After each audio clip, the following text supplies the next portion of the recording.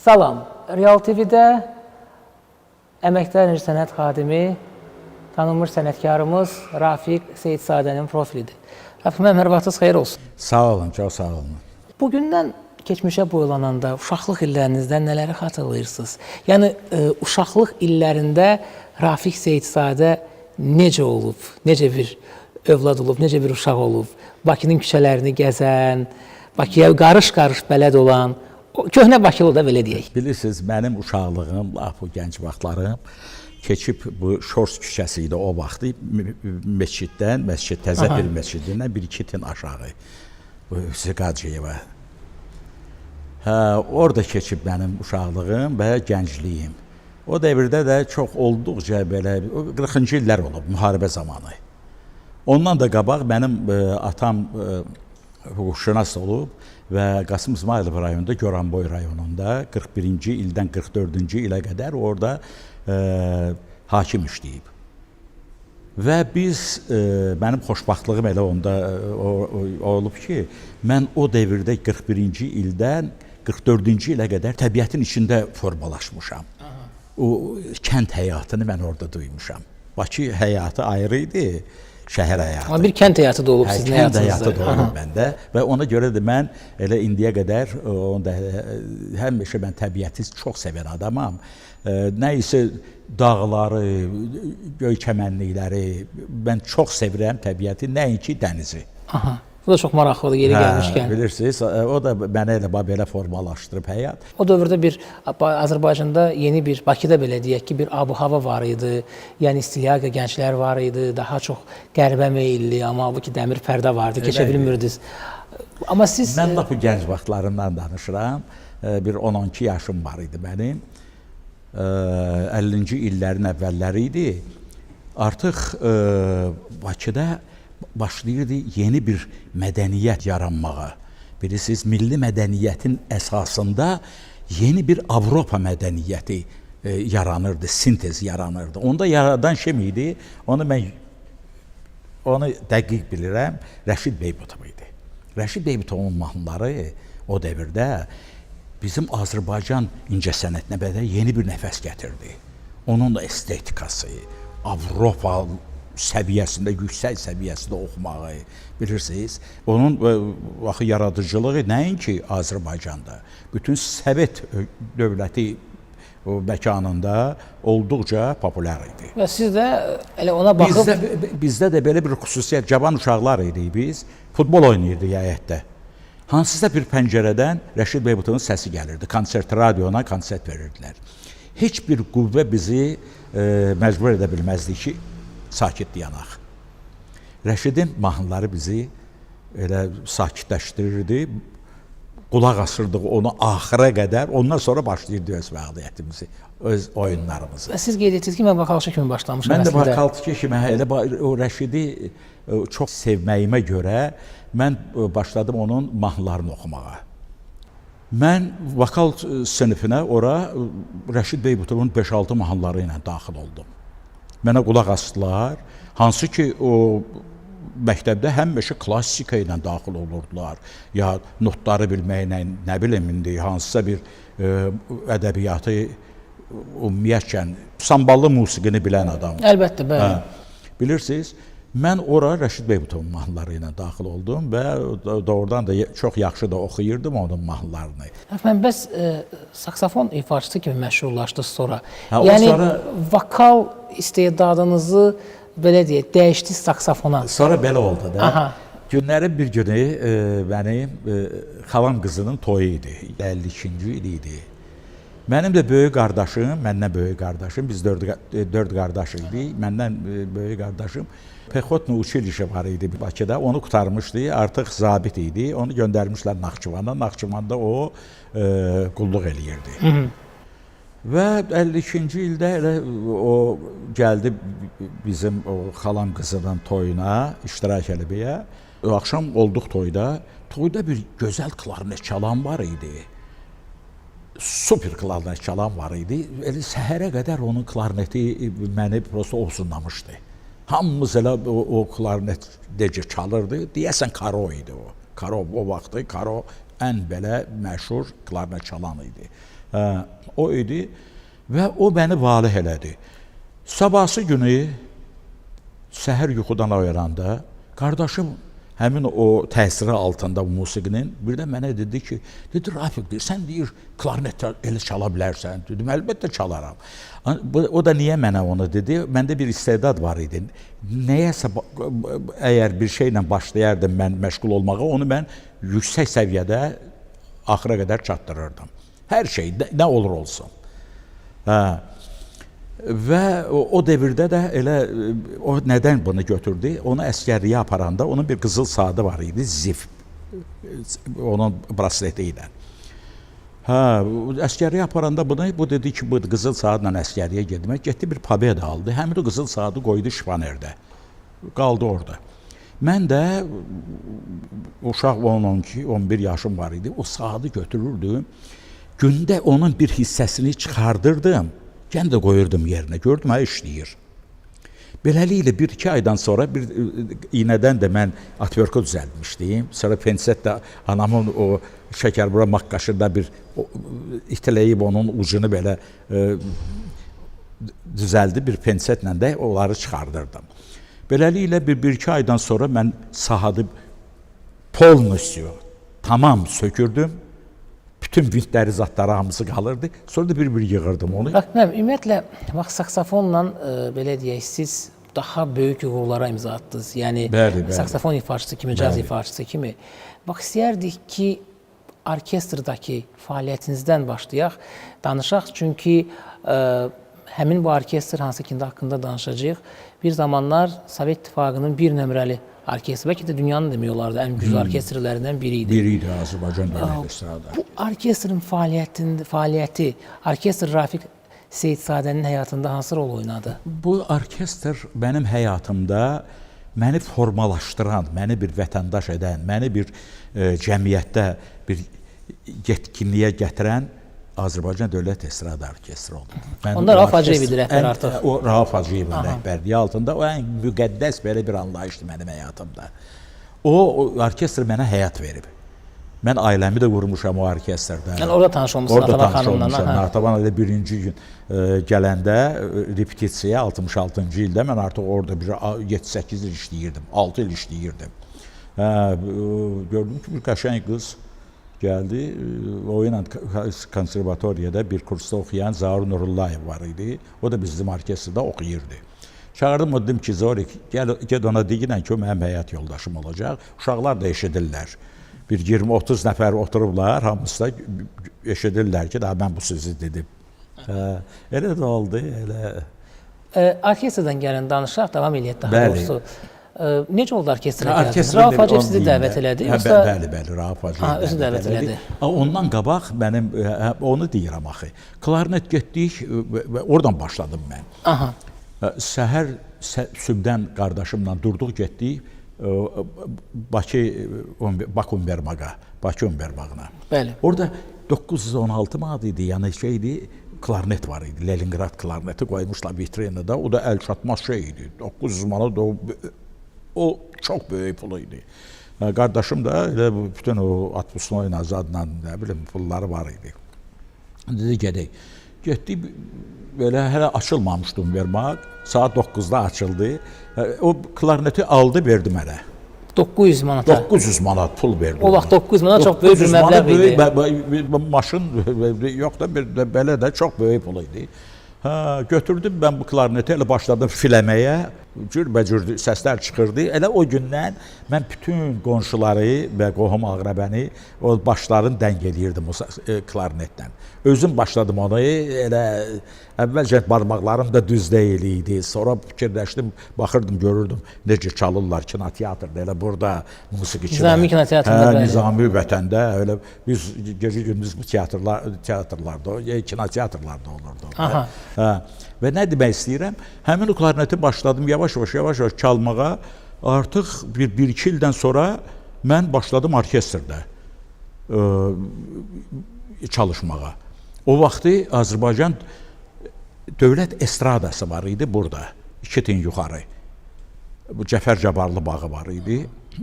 Bütün musiqiçilər, hamısı orada toplanmışlar. Orada bir 5-6 da estrada orkestri var idi. bütün bu tədbirlərdə iştirak edirdilər o orkestrlər. Tanzplaşatkalarda, rəqs meydançalarında, sonra ayrı-ayrı klublarda, sanatoriyalarda gedirdik, biz çalışırdıq və pul da qazanırdıq hər konsertdə. Mən oradan başladım. Sonra belə oldu ki, mən saksafonu da, elə mən sizə bayaqları söhbət edirdim, bu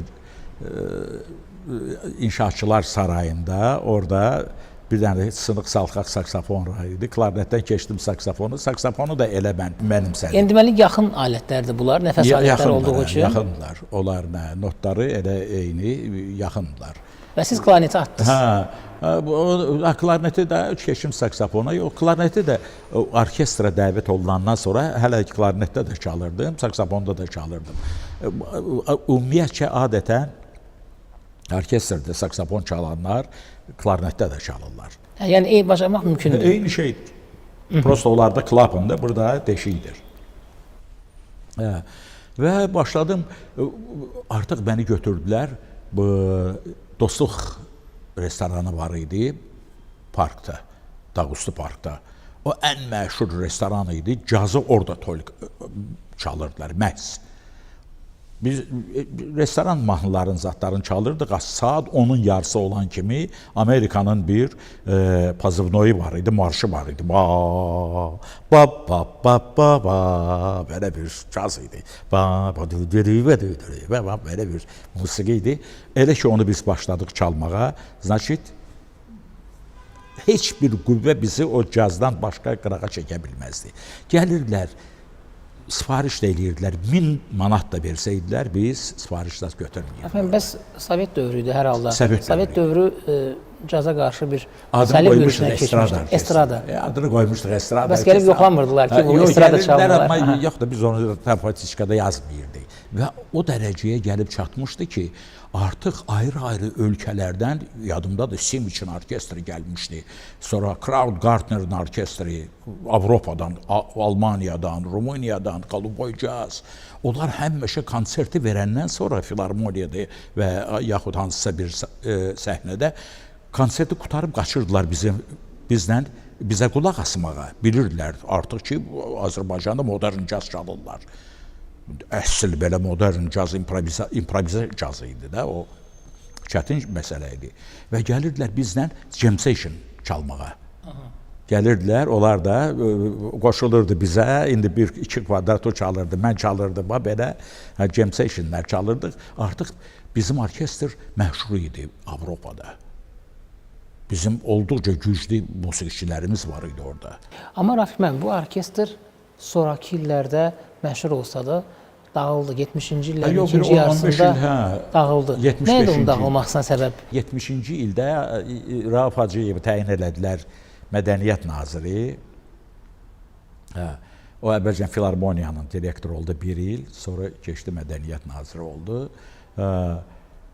Orkestr qaldı rəhbərsiz. Hətta belə bir Leningrada bizim Peterburqa bir qastrolumuz var idi və xahiş elədik ki, Tofiq Axmedov da bizlə getsin oraya bir rəhbər kimi. Afişada, o tarixdə qalıb o. Afişada 71-ci il idi, 72-ci il idi, yazılmışdı. Azərbaycan Dövlət Estrada Orkestri Tofiq Axmedov, xalq artisti Tofiq Axmedovun rəhbərliyi altında. Orada mənim də adım var, Atavan xanımın da oxuyur, Rafiq Seyidzadə, afişalar var, qalıb məndə evdə. Belə məşhur orkestr idi. Gəlirdik biz Leningradda, yenə də onlar... Mən sizə bir söz deyim, lap əvvəl biz Moskvaya gələndə bizə elə gəlirdi, biz kəndə gəlmişik. Kətdir bu. Yəni ki, musiqi barəsində. Musiqi barəsində, yəni Azərbaycan musiqisi üstün idi. Azərbaycan musiqisi, o da niyə? O Azərbaycan, Bakı o devirdə olduqca beynəlmiləl belə bir hava var idi. Multikultural mühit var idi. Multikultural, belə lap yüksək səviyyədə. Heç bir SSR-nin şəhərlərində belə bir multikulturallıq yox idi. Mənim dostlarım hamısı Yahudi, Rus, Azərbaycanlı və artıq biz bilirdik niyə biz diribaş idik. Biz ayrı-ayrı millətlərlə ünsiyyətdə olanda biz görürdük bizim potensialımız onlardan da yüksəkdir və artıq çəkinmirdik, onları idarə edirdik. Belə bir psixoloji bir vəziyyət yaranmışdı Bakıda. Amma buna baxmayaraq, yəni bütün bu orkestr imkanına baxmayaraq 75-ci il orkestr dağıldı. Biz belə oldu ki, artıq məni belə də intriqa əsasında dağıldı. Əsas nəyin üstündə idi Rafik müəllim? Əsas o idi ki, o bir mavin var idi, Yahudi. Bir Arnapolski Filarmoniyanın mavini var idi. O da qabaqları bizim orkestrin direktoru olmuşdu. Qısqanc idi də o. Onun təsiri altında o Nazirə də Bagirova pis informasiya vermişdi bizim orkestrdən. Sonra Niyaziyə də pis informasiya vermişdi. Niyazi özü mənə deyirdi ki, hər şey yaxşıdır, bəs niyə deyirlər? O işarə edirdi mavini, yəni ki, sən biraz belə sərtsən, ya qulaq asmırsan, belə özbaşınalıq eləyirsən. Niyazi bu sözü mənə deyib. Mən də mən də başa salmışdım ki, elə olmayıb. Həmin o Niyazidən sonra gələn Kərim Kərimov da direktor, həm də bir baxıram, görürəm, qabaqlara aramız yaxşı idi, ancaq nəsə münasibət yoxdur. Yəni intriqanın qurbanına getdi. İntriqanın qurbanı olmuşam mən ömür boyu. Ömür boyu. Sonraki illərdə nə edəcək? Sonraki illərdə çox şey eləyiblər. Yenə də biz artıq 72 ili, 73-cü ildə biz qastroldaydıq Krasnodarda. Krasnodarda qastrolda olanda Rauf Hacıyev da bir də gördük, orada peyda oldu. Demə, onun Krasnodar Musiqi Teatrında onun bir musiqi komediyası gedirdi. O gəlmişdi, musiqi komediyası gəlmişdi, orada iştirak eləməyə, onu dəvət eləmişlər və axşam dedi ki, mən burada qastroldasınız, elə Qastinsada görüşdük bir şeydə, bu mehmanxanada. Dedi ki, axşam konsertdəyəm. Bir də gördük, Rauf gəldi, oturdu konsertdə. Biz də indi Rauf Hacıyev də bizim rəhbərimiz olub, nazir olub, bir yığışdırdıq özümüzü. Mən də çıxıb orada bir 5-6 mahnımı oxuyurdum, əməlli başında tutuzdurdum. Natəvan xanımla neçə ildə evlisiniz? 56. Bax, ikiniz də sənətkarsınız, ikiniz də eyni orkestrdə çalışmısınız. Ümumiyyətlə, iki sənətkarın özü, iki böyük sənətkarın bir ailədə olması, bu necə bir düstur, necə bir formuldur? Çox vaxt, yəni bu belə evliliklər uzun müddətdə olmur. Olmur, bilirəm. Nədir bunun belə sirri? Bilirsiniz, mən bir söz deyim sizə. Dözümlülük olubdur, qarşılıqlı anlaşma. Deyim sizə. Mən ömür boyu belə bir tərbiyə almışam. Qeyrət məsələsində bizim ailəmizdə qeyrətə olduqca çox böyük fikir verilib. Mənim bacım olmayıb. 4 qardaş olmuşuq, biz həyətimizdə gözəl qızlar olublar. Ancaq onlar bizim anamız, bacımız olub. Bu qeyrət məsələsində. Əgər ayrı bir məhəllədən kimsə birinə bir sataşsaydı, biz onun canını alardıq. Biz onun qeyrətini öz bacımız kimi çəkirdik. Və beləliklə mən o qeyrətə fikir vermişəm. Natəvanla da evlənəndə o bilirdi ki, mən elə şeylərlə qeyrət məsələsi var ortalıqda. Ən birinci odur. Özümüzə elə aparmalıyıq ki, nümunə olmalıyıq. Ayrı cür ola bilməz, ya da ki, yaşamayacaq. Həmişə bir yerdə assosiasiya olmusunuz siz. Həmişə. Bəs davamçınız necə, Rafik müəllim? Bax, qeyd elədiniz, var davamçılarınız, yoxsa? Davamçılarım mənim yox. Natəvan xanım indi konservatoriyanın, Musiqi Akademiyasının professorudur. Onun çox gözəl ifaçıları var, müğənnilər var. Operada işləyirlər, sonra musiqi komediyasında işləyirlər. Çox gözəl, belə yaxşı. Siz özünüz dərs demisiniz? Mən yox. Məndə dərs olan şey məndə hövsələ yoxdur. Hövsələ yoxdur? Yox, heç. Təəssüflənmirsiniz ki? Yox. Tələbə yetişdirməmişsiniz, yəni Rafik Seysadın ancaq bir məsələ var da. Mən bu caz musiqisində, musiqi sahəsində özümə məxsus belə bir çığır tapmışam improvizada. Mən özümə məxsus bir lad üstündə improvizə edirəm. Tapmısınız onu? Onu mən onun yaradıcısıyam mən Respublikada. Onu hətta əgər baxsanız bizim dahi bəstəkarımız Murad Kajlayev, SSR xalq artisti. Bəli. Həmin Murad Kajlayev məni təbrik edəndə 75 illiyimdə o sözü deyib. Deyib ki, Rafiq deyir, sən deyir, özünə xas deyir, improvizasyon sənətdə deyir, öz yolumu qoymusan. Bir daha təşəkkür edirik Rafiq Çox müəllim. sağ olun. Allah can sağlığı versin. Çox sağ olun. Real TV-də Azərbaycanın əməkdar incəsənət xadimi, görkəmli sənətkarımız Rafiq Seyidzadənin profili idi və çəkilişə göstərdiyi köməyə görə Nizami Kino Mərkəzinin rəhbərliyinə dərin təşəkkürümüzü bildiririk. Salamat qalın.